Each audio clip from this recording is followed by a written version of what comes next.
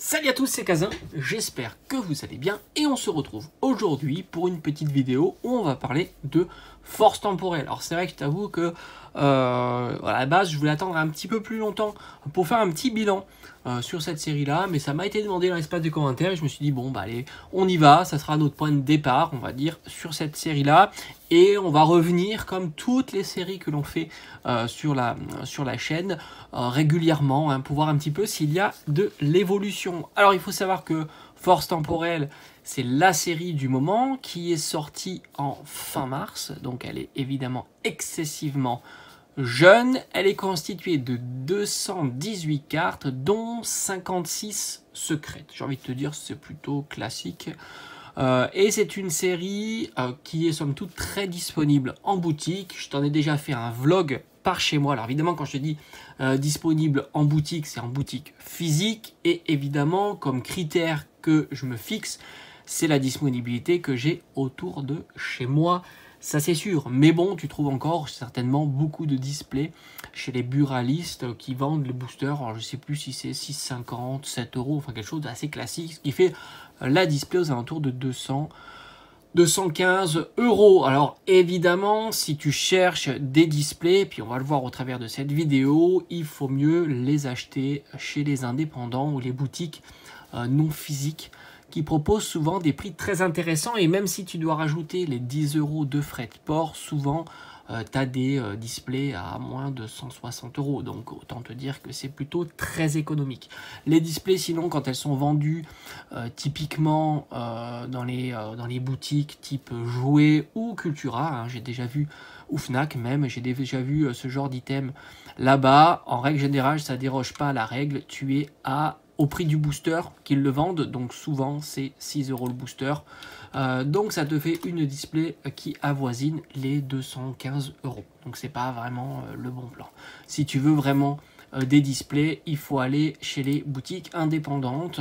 Souvent tu les as au moins à 170, 180 €, voire même en ce moment tu les trouves plutôt en dessous des 160, peut-être même moins. On va le voir évidemment au travers de cette vidéo. Alors c'est vrai que moi je voulais attendre un petit peu parce que on le voit, les cartes elles ont tendance à diminuer avec le temps, mais plus doucement depuis que on va dire la série EV4 est sortie. Qui est j'ai oublié, c'est comme ça, les séries, ah oui, c'est Faille Paradox, voilà.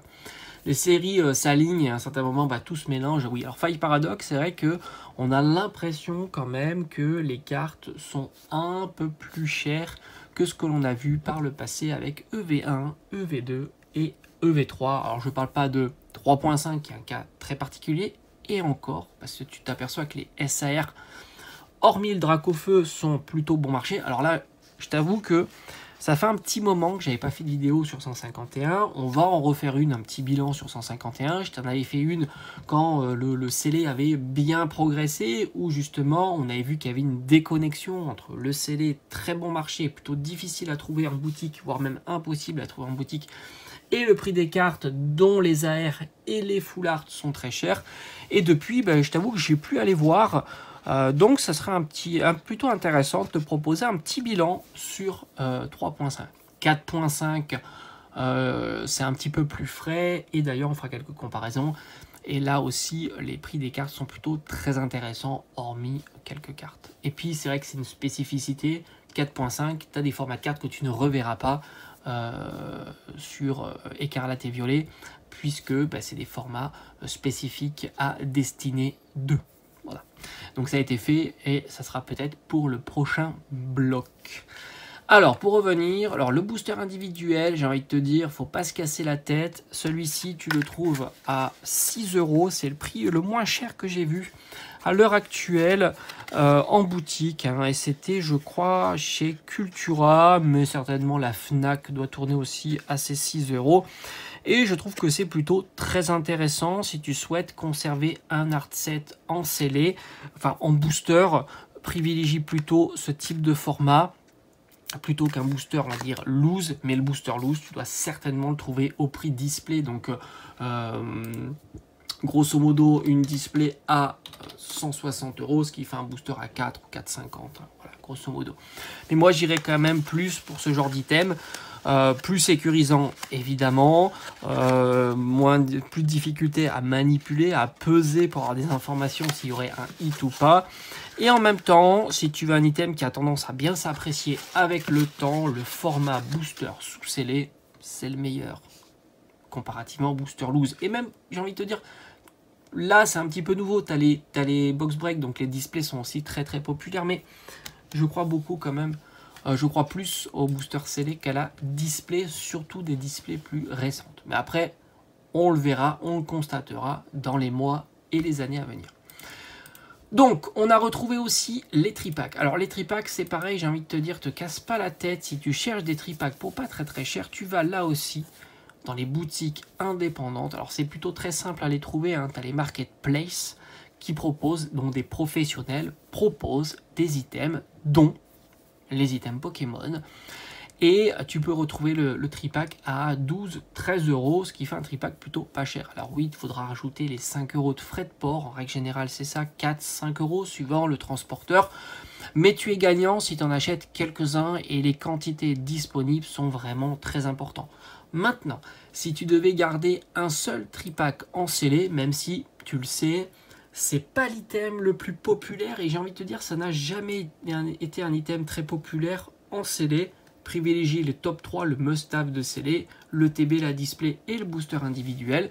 Mais si tu devais en choisir un, je pense que Melo, la carte promotionnelle, donc le tripack, a un potentiel plus avantageux que Motorizard. Moi je pense que c'est assez clair. Mais lui aussi tu peux le trouver à un tour de 12 à 13 euros le tripack avec des quantités assez impressionnantes. Et l'avantage aussi que tu as lorsque tu achètes chez les indépendants, en règle générale, ils séparent les deux illustrations.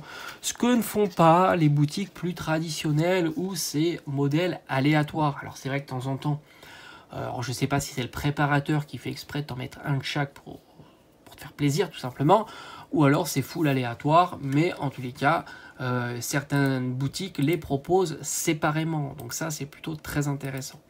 Pour les ETB, c'est pareil, on est au prix, on va dire, standard, entre 45 et 50 euros dans les boutiques, encore une fois, indépendantes sur le net. Sinon, en boutique physique, t'en retrouves encore, j'en ai fait un vlog il n'y a pas très longtemps, entre 55 et 60 euros en boutique physique, et disons qu'entre 45 et 50 euros chez les indépendants. Mais là aussi, tu auras les frais de port en supplément qui seront très facilement amortis si tu commandes plusieurs items Pokémon, ou alors tout simplement certains indépendants proposent des frais de port gratuits à partir d'un certain seuil d'achat.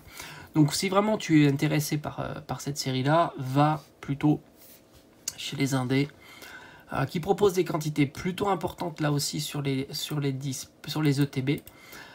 J'ai pas l'impression qu'il y a vraiment une ETB qui est plus recherchée que l'autre, même si j'irais plus volontiers moi sur l'ETB qui propose la Tyrannosif plutôt que Flotte Mèche, donc Épine de Fer plutôt que Flotte Mèche, parce que je pense que Épine de Fer sera un Pokémon plus populaire plus tard que Flotte Mèche, même si je crois de mémoire, Flotte Mèche est sur la Serpento et Épine de Fer est sur la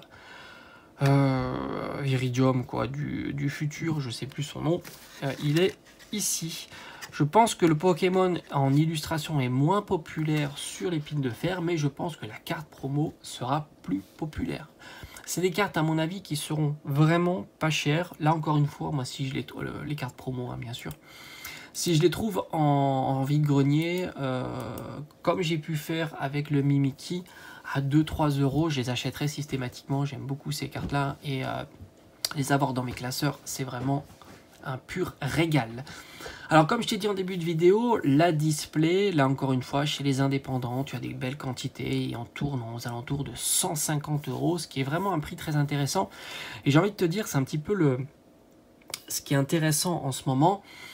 Beaucoup se plaignent que les cartes valent pas très cher et du coup ça ne force pas à l'ouverture. Oui, mais il y a un avantage. Alors déjà, elles sont pas très chères, oui, mais elles sont plus chères que ce qu'on a connu par le passé. En fait, c'est un mauvais critère de comparer le prix des cartes comparativement à ce qu'on a pu connaître il y a 2-3 ans, mais plutôt sur le long terme, et tu t'aperçois que ça a toujours été le cas. Moi je me souviens bien d'une série, parce que ça m'avait marqué, puis c'est une série que j'ai vraiment appréciée, qui était Génération 20 ans. Aucune carte valait plus de 30 € pour les 20 ans à la sortie. Donc il n'y avait pas eu aucune carte à plus de 30 €. Là, il n'empêche que tu as pas mal de cartes qui valent plus de 30 €.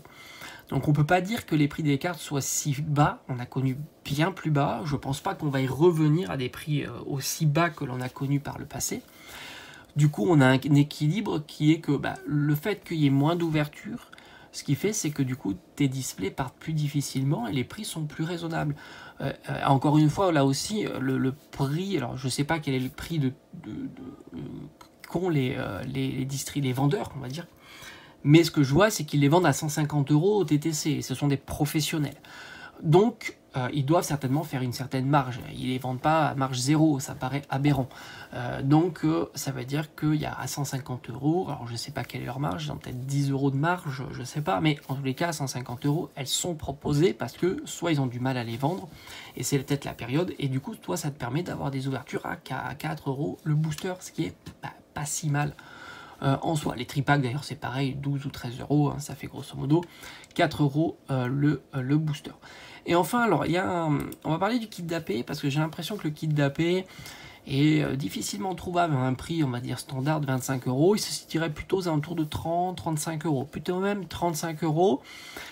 Alors, c'est pas étonnant puisque le Build and Battle ne se fait plus, donc du coup, il y a certainement moins de kits d'AP. Et du coup, même, on peut imaginer que les cartes Stamp soient plus difficilement trouvables à un prix plus raisonnable, parce qu'on a l'habitude de voir 2, 3 €, 5 € maximum pour une carte de kit d'AP, ce qui expliquerait aussi un peu son prix. Donc, à voir un petit peu sur le temps.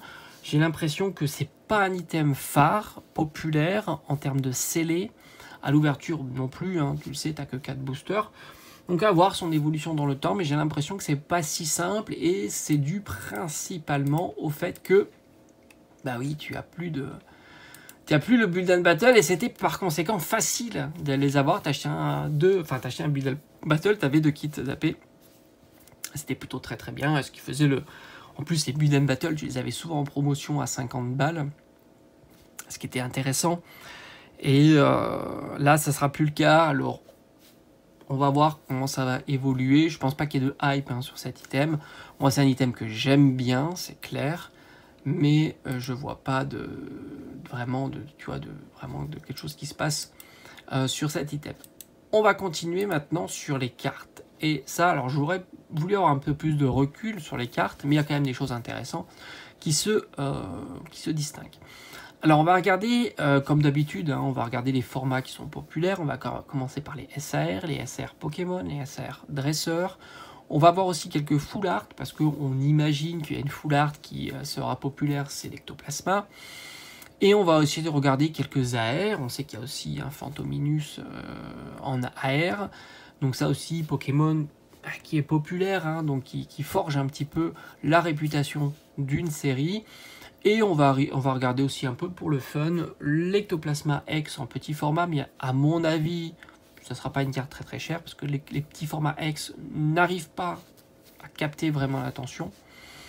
Et on regardera aussi les high-tech. Alors visiblement, d'après ce que j'ai entendu, ce qu'on m'a dit, les high-tech seraient des cartes jouées, ce qui expliquerait un petit peu leur cote, on va dire, leur prix un peu plus... Bon, leur prix assez cher, on va dire, parce que moi j'en ai eu une ou deux, je crois.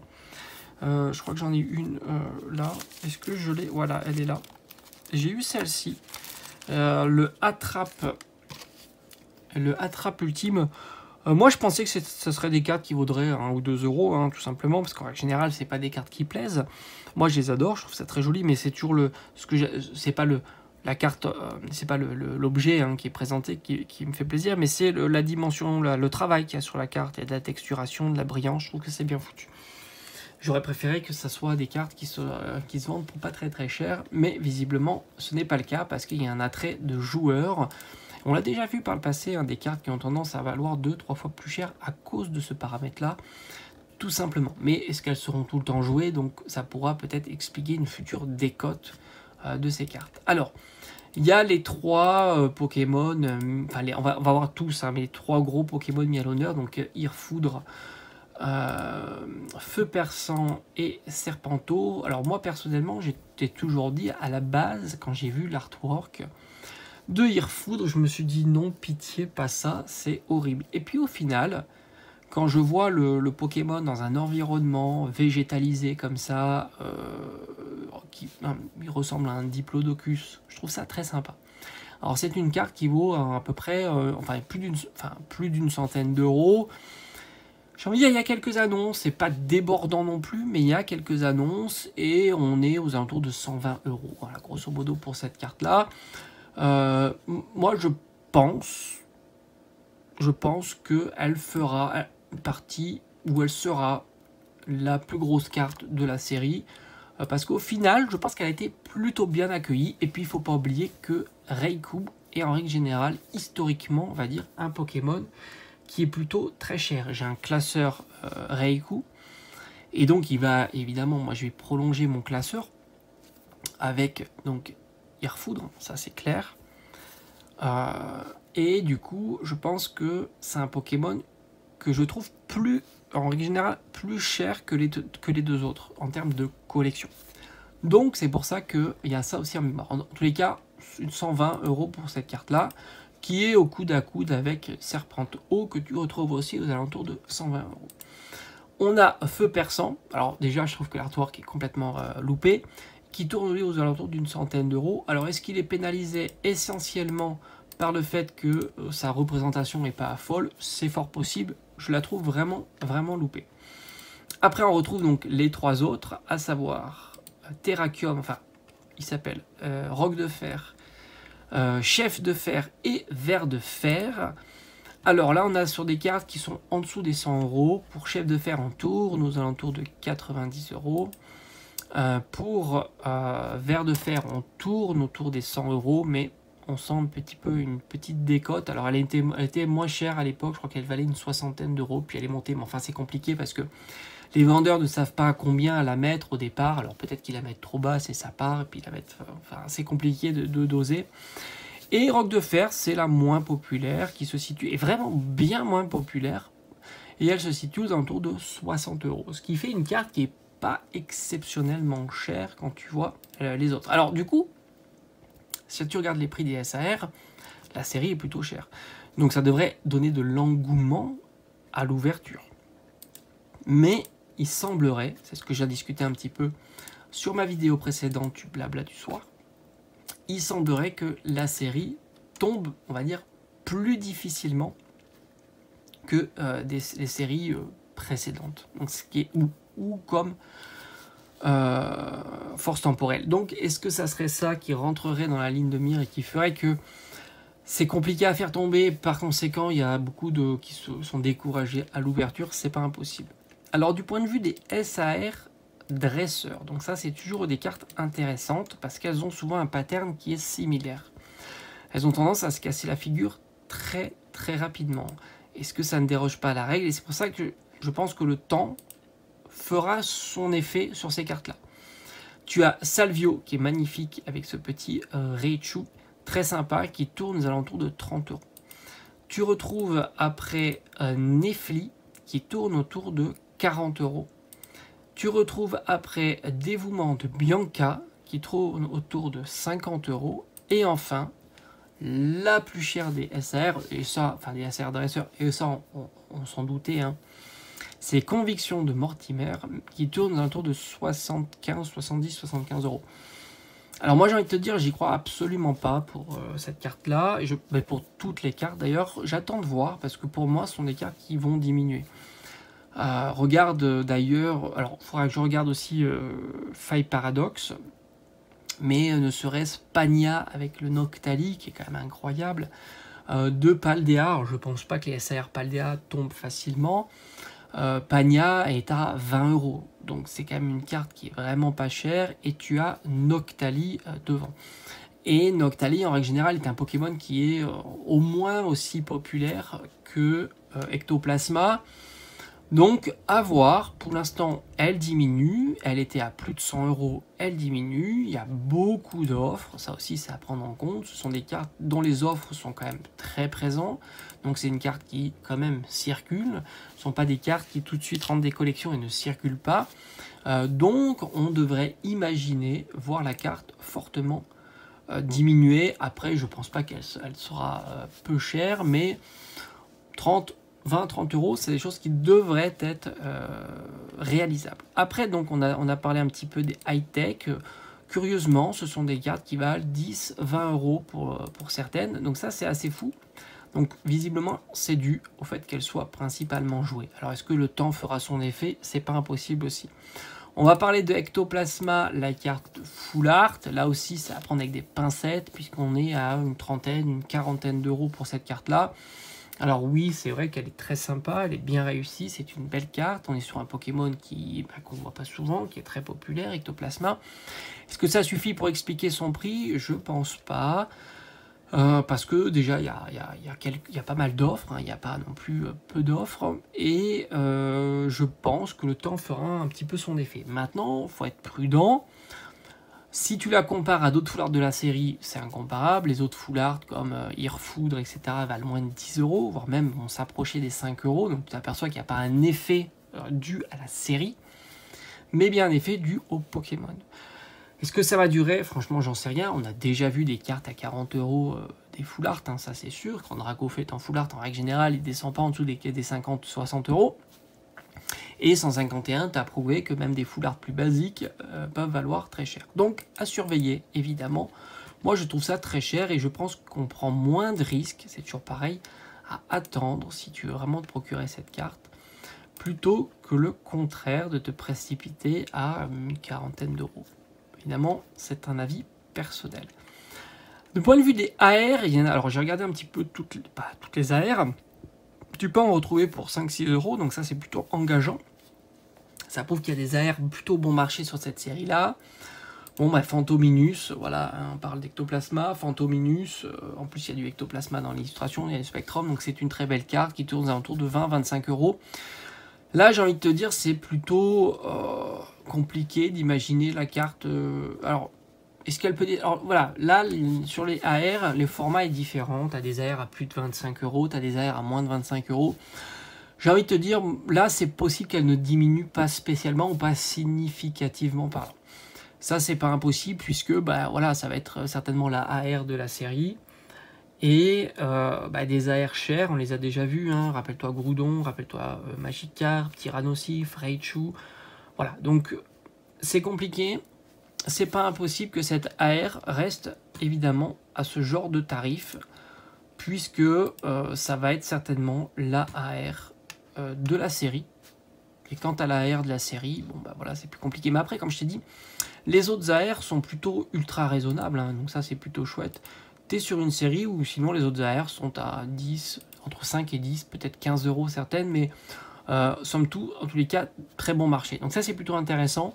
Ça prouve que hormis cette carte-là, le reste, c'est plutôt très chouette, un petit peu comme les full art.